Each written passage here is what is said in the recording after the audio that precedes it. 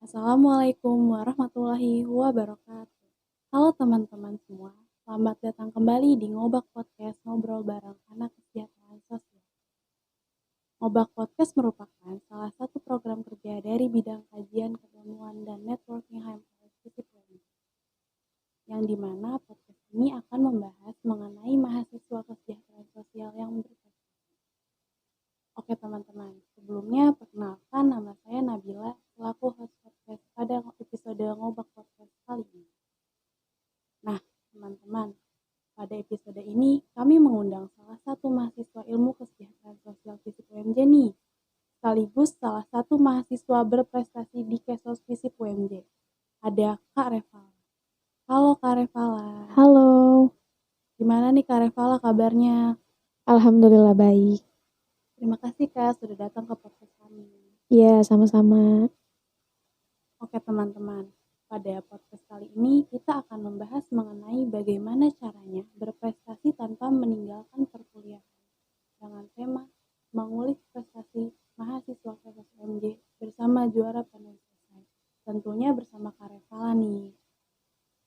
Sebelumnya mungkin banyak dari teman-teman yang belum mengetahui bahwa ada loh mahasiswa KESOS yang memiliki capaian atau prestasi di bidang pendidikan atau Nah, rasa-rasanya teman-teman harus mengetahui salah satu mahasiswa yang berprestasi ini agar dapat memberikan tips and trik serta motivasi untuk kita bisa berprestasi juga. Baik, langsung saja teman-teman kita kupas dengan beberapa pertanyaan yang saya akan ajukan ke Kak Revala. Bagaimana sih Kak Revala bisa mendapatkan juara esai?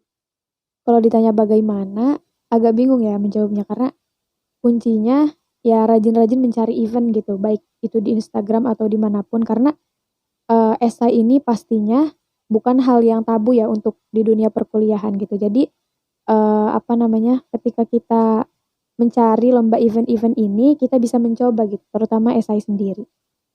Untuk tingkatannya itu tingkat apa Kak? Kalau untuk tingkatannya, event yang pertama aku tuh ikut di Fakultas Agama Islam, jurusan KPI gitu ya, mungkin itu antar fakultas. Event yang kedua itu mungkin event dari luar aja ya, itu di Poltekkes Jakarta 1. Lalu event yang ketiga itu ada di Pondasi Posyan Nasional. Juaranya juara berapa aja Kak? Kalau untuk juaranya, event yang pertama itu alhamdulillah dapat juara 1. Kalau event yang kedua itu juara 2. Kalau yang ketiga karena itu mungkin nasional ya, masih harus banyak evaluasi lagi, jadi cuma bisa masuk 50 besar aja dan itu tuh seleksinya ada beberapa tahap dan tahap terakhir itu kita sampai ketika itu presentasi gitu dan harusnya itu memang presentasinya langsung di salah satu universitas di Jogja gitu. Terus perasaannya gimana Kak? Kalau ditanya perasaannya pasti senang ya karena ini tuh first experience aku di dunia perkuliahan terutama di esai gitu. Mungkin awal-awal gitu ya aku sendiri tuh nggak bisa cara membuat esai itu seperti apa gitu. Tapi dengan kita mau mencoba suatu hal yang baru, apalagi ketika pertama kali nyoba gitu ya langsung dapet self reward, dapet juara gitu. Itu bisa menjadikan suatu semangat buat kita terus mencoba hal baru gitu. Kak, kalau boleh tahu untuk tema yang dilombakan pada saat itu temanya apa Kak? Temanya ditentukan apa bebas? Biasanya kalau untuk lomba itu ditentukan oleh lombanya gitu ya. Kalau lomba yang aku ikutin waktu itu event yang pertama itu tentang gimana cara meningkatkan minat mahasiswa dalam pergerakan organisasi yang dinamis. Kalau yang kedua itu strategi penanganan bullying terhadap kesehatan mental remaja. Karena aku ikut lombanya di Poltekkes mungkin ya jadi ngebahasnya tentang kesehatan mental. Dan yang ketiga itu penerapan AI dalam Society 5.0. Terus yang Kakak bahas dalam esai itu apa aja Kak isinya? Kalau yang aku bahas di event yang pertama, itu kan judulnya meningkatkan minat mahasiswa dalam pergerakan organisasi yang dinamis gitu ya. Di mana aku kulik di sini bahwasannya di dalam dunia perkuliahan itu ada 2 tipe gitu ya. Tipe yang sering kita sebut itu ya ada kura-kura atau ada kupu-kupu gitu ya. Dan itu tuh sangat membedakan gitu ciri khasnya antara mahasiswa yang berorganisasi dengan mahasiswa yang tidak berorganisasi. Dan terkadang alasan mereka tidak ikut berorganisasi ya karena hal yang materialistik gitu. Mereka berpikir bahwasannya organisasi hanya bisa menghabiskan waktu dan menghabiskan uang gitu. Tetapi ada pula mahasiswa yang berpikir bahwasannya dengan berorganisasi itu bisa menambah relasi gitu, bisa menambah ilmu juga, bisa menambah pengetahuan juga gitu. Kalau untuk judul yang kedua, itu strategi penanganan bullying terhadap kesehatan mental remaja. Di sini aku angkat isu ini, aku pilih gitu ya karena isu bullying yang menyebabkan apa namanya, kasus pembunuhan gitu ya, banyak banget terjadi hari ini gitu. Bahkan tidak hanya di dunia mahasiswa aja atau dunia perkuliahan aja, tapi sudah merambah ke SMP bahkan gitu ya, anak SD pun sudah merasakan dampak itu gitu. Jadi banyaknya kasus bullying ini itu diangkat dan bagaimana strategi yang bisa dilakukan gitu. Kalau untuk judul yang ketiga, itu penerapan AI dalam Society 5.0.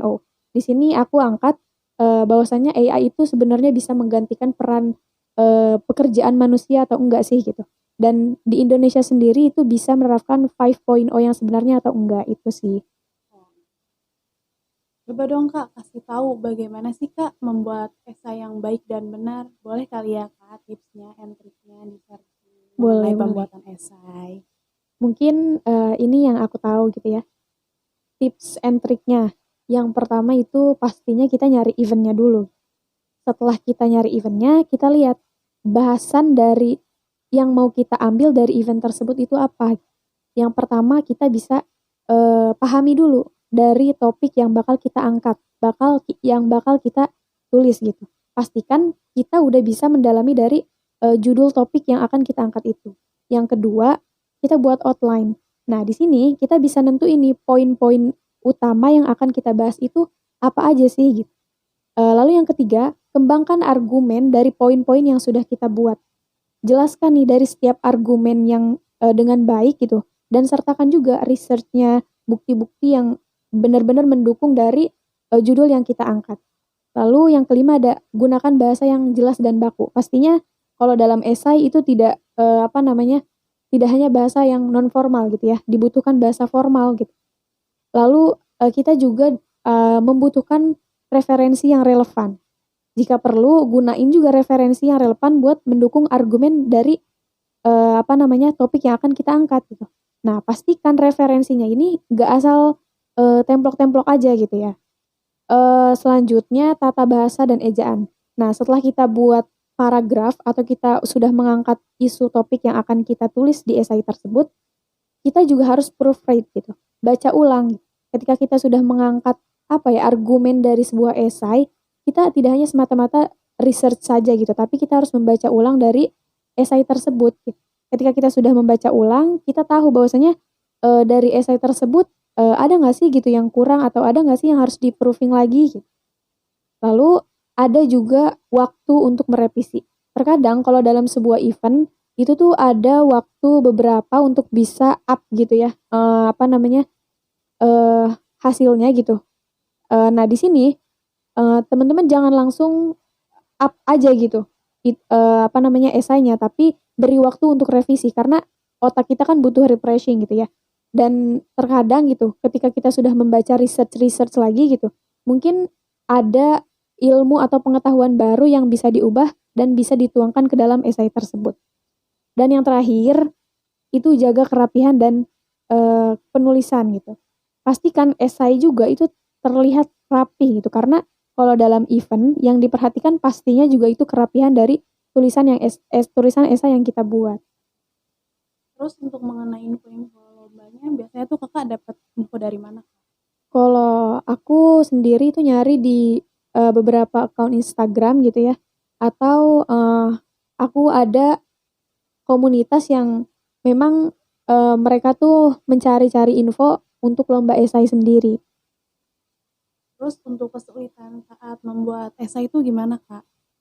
Kalau kesulitannya sih ya, pastinya sih kesulitan buat memulai ya. Ketika kita sudah punya niat, tapi kita nggak ada niat buat memulai, itu susah sih. Dan pastinya kurangnya ide dan informasi yang kita miliki. Harusnya kita itu punya teknik brainstorming gitu ya untuk mengumpulkan ide-ide, membuat outline, atau menulis bagian-bagian yang paling penting. Tapi itu yang agak sulit gitu ya.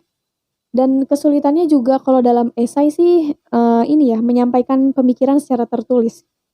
Tidak semua orang memiliki kemampuan menulis yang lancar gitu. Untuk mengatasi hal ini, kita bisa coba menulis secara berulang-ulang, minta bantuan dari teman atau mentor yang lebih mahir gitu dalam menulis. Lalu kesulitan selanjutnya mungkin mengatur struktur dan alur tulisan ya yang baik gitu, itu bagaimana. Dan membuat outline atau rencana yang jelas sebelum menulis itu agak susah sih. Tapi aku punya saran gitu ya. Kalau ada kesulitan dalam buat esai, nggak ada salahnya gitu ya kalau kita itu meminta bantuan kepada teman kita, dosen kita, atau siapapun itu yang bisa memberikan kita ide gitu. Kita bisa membantu kita dalam mengembangkan ide-ide kita gitu. Untuk waktu pengerjaan esai dikasih waktu berapa lama Kak biasanya? Biasanya kalau misalkan kitanya di event itu biasanya sih kurang lebih 2 minggu ya dikasih waktunya gitu. Terakhir dong Kak, closing statement dari Kakak agar teman-teman yang mendengarkan bisa ikut mencoba membuat esai. Closing statement dari aku sih pastinya ya kita harus percaya dari sebuah proses. Mengasah skill itu bukan sesuatu yang bisa dilakuin dengan instan atau dengan cuma-cuma. Mungkin kita jago ngelakuin ini sekarang gitu. Karena kita udah belajar dari jauh hari dan jatuh bangun dari evaluasi diri kita. Tapi menulis esai ini itu skill yang membutuhkan belajar dan evaluasi. Karena ini bukan sesuatu yang instan. Tetap waktu untuk mulai ada sekarang, mulai berlatih dan sering berlatih. Mungkin ketika nanti 4-5 tahun kita sadar bahwasannya kita bisa berkembang sejauh ini di hari ini dan dimulai dengan belajar gitu. Oke baik, terima kasih atas penjelasan dan closing statementnya Kak Revala. Sama-sama. Sekian podcast dari kami. Wassalamualaikum warahmatullahi wabarakatuh.